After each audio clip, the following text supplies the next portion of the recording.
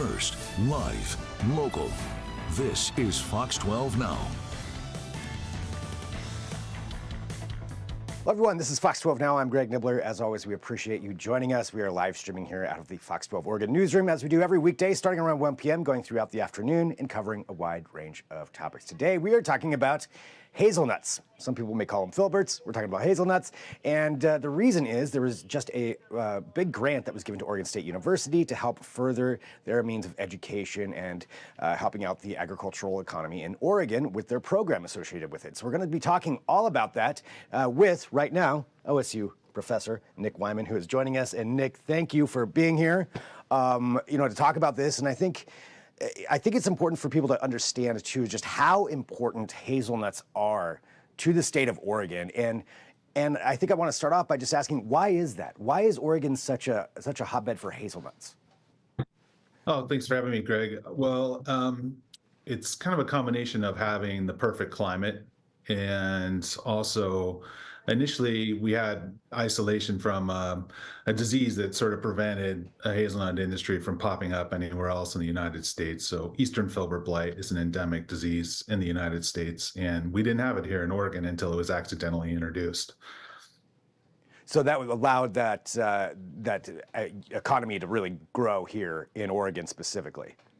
Exactly. So in the early 1900s, hazelnuts took off as an industry and really grew until Eastern Filbert blight was accidentally introduced, and there were kind of some difficult years there for a while until we started putting our efforts into breeding resistant hazelnut trees. And when you look at it nationally or even worldwide, how big is Oregon's role in that economy? Well, we produce 99% of the U.S. hazelnut crop, essentially. There are other parts of the country that would very much like to have a hazelnut industry or increase their production, and so there's a lot of demand for hazelnuts. So it's a good enterprise for farmers. And what are some of the biggest use cases of hazelnuts, other than, obviously the flavor, but what are some common things that people would associate with that? Well, yeah, it's got a lot of uses in terms of being a food ingredient. You can make flour and oil, and of course it goes great in chocolate. But also it's a very healthy nut for people that are looking for a sustainable source of protein from a tree. So it's really a star in many different arenas.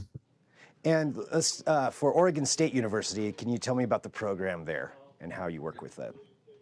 Sure. So for Oregon State, for a long time, we've had faculty engaged in production research, trying to improve the production. We have our breeding program is very famous around the world for improving hazelnut varieties, and of course releasing disease-resistant hazelnut varieties, and that's really helped drive the industry to be as successful as it is.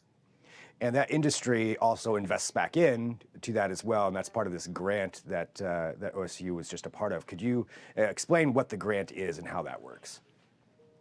Absolutely. So a lot of our work is supported by the growers actually tax themselves in. So we have a competitive grant program, but the topic today is Ferrero Nut Company has been making investments in Oregon hazelnut research, and just like us, they want to see the industry grow, and they have a big demand for hazelnuts. They're the world's biggest buyer of hazelnuts, and so they've been working with us for the last few years, and they've been supporting our research programs and basically helping us come up with sustainable solutions for some of the challenges that we face as an industry. And what are some of those challenges that the industry is facing? Well, some of the work that is supported is we are working on a invasive stink bug pest, which has been really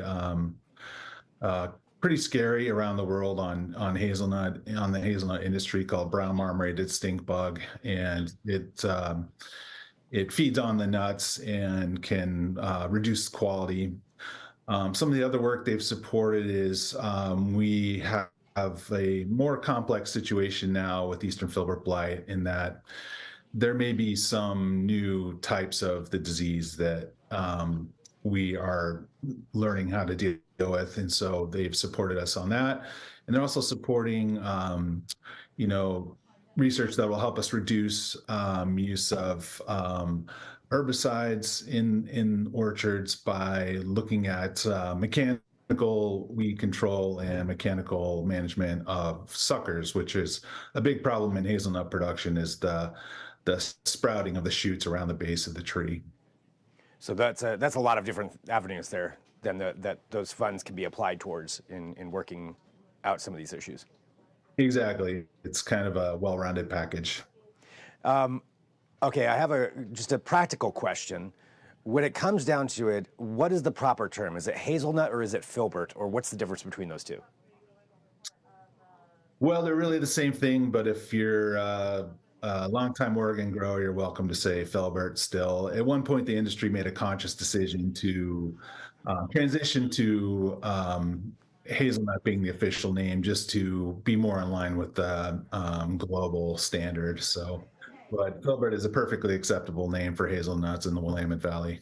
So it's the same thing. It's just calling the same thing two different terms. It's the same thing, yeah. And you can really tell someone if they're not from Oregon, they might think that they're two different nuts, but they are the same thing. All right, good to know. Well, what else do you think is important just for people to know about the hazelnut industry in Oregon and just how important it is to the economy here? Well, we've just experienced a big period of growth, and so every year we seem to be having bigger and bigger harvests. So people driving around the Willamette Valley will see a lot of young orchards, and a lot of these are just coming into bearing. So it's a really exciting time where we have new varieties that are just coming into their own and producing a lot of nuts. And we've really become the envy of the world with our genetics that we have here, and our varieties are extremely productive. So the Willamette Valley is one of the best places in the world to grow hazelnuts. And we have a lot of exciting research across OSU and even some at University of Oregon now. So there's a lot of people that are throwing in to make it, the most successful industry as we possibly can. So it seems like it's going to remain robust, especially with investments like this and all the research that continues here to keep Oregon, at the top of that.